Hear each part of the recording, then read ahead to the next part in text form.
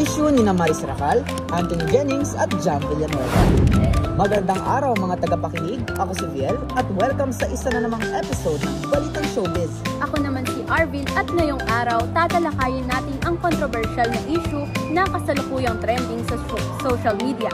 Ang usapin ni Maris Racal, Anthony Jennings at Jam Villanueva. Tama yan! Ako si Aubrey at aalamin natin ang mga detalye ng issue, mga pahayag ng bawat panig at ang epekto nito sa publiko. Ako naman si Dinrel at susubukan nating suriin ang isyong ito mula sa iba't ibang perspektibo. At ako si Tin, simulan na natin ang talakayan. Ang pangunahing issue. Para sa mga hindi pa nakakaalam, nagsimula ang kontrobersya nang maglabas ang non-showbiz girlfriend ni Anthony Jennings na si Jam Villanueva ng mga screenshot na nagpapakita ng umano'y pagtataksil ng aktor kasama si Maris Racal. Tama! Sa screenshots na ito, makikita raw ang palitan ng mensahe ni Anthony at Maris na nagdulot ng espekulasyon sa kanilang relasyon. Maraming netizens ang nagulat at nabahala. Matapos kumalat ang mga screenshots, nagbigay ng pahayag si Maris Racal. Sinabi niya na, and I quote, "Every time na lumalabas ako, para akong woman naked and I'm embarrassed." Ramdam na ramdam ang bigat ng sitwasyon sa kanya. Samantala, si Anthony Jennings naman ay humingi ng tawad sa kanyang pahayag. Sinabi niya, "Humihingi ako ng tawad sa mga babae na saktan ko, lalo na kina Janice, kina Maris at Jam." Sabi pa niya, hindi raw niya intensyon ang makapanakit, pero aminado siyang may pagkakamali siya. Reaksyon ng publiko.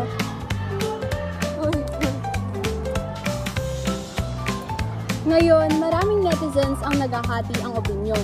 May mga nagsasabing si Anthony ang dapat managot sa sitwasyon, habang ang iba naman ay nagbibigay ng suporta kay Maris dahil sa hirap na nararamdaman niya ngayon. May mga nagsasabi rin na ang mga screenshots na inilabas ni Jam ay maaaring makatulong para maging aware ang iba sa mga ganitong klase ng relasyon. Pero may ilan ding nagtataka kung bakit tila si Maris ang naging sentro ng batikos ng iba. Kahit pa, siya rin ay nasaktan sa sitwasyon. Nakababahala rin na sa halip na mag-focus sa accountability ng mga tao, nagiging target ng body shaming at victim blaming si Maris. Ang isyong ito ay nagpapakita kung paano masalimuot ang dynamics ng public figures sa social media, kahit sila ay tao ring nasasaktan. Mga aral mula sa kontrobersya. Sa kabila ng lahat, ano kaya ang mga tutunan natin mula sa isyong ito? Riel, anong pananaw mo? Ang mahalaga dito ay ang pagiging responsable sa ating mga relasyon. Kung committed ka sa isang tao, dapat respetuhin mo ang tiwala nila. At para naman sa mga nasa mata ng publiko, napakahalaga rin ng pag-iingat sa mga aksyon dahil hindi lang sarili ang nadadamay kundi pati na rin ang iba. Tama! Higit sa lahat, kailangan nating alalahanin na tao pa rin ang mga celebrity. Kapag may issue, mas maganda kung mas magiging maingat tayo sa ating mga salita at paghusga.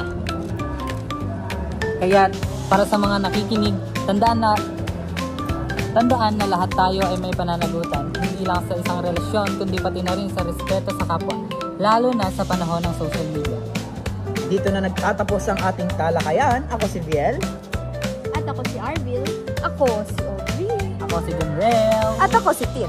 Salamat sa pagkikinig at magkita-kita tayo muli sa susunod na episode ng Balitang Showbiz. Bye!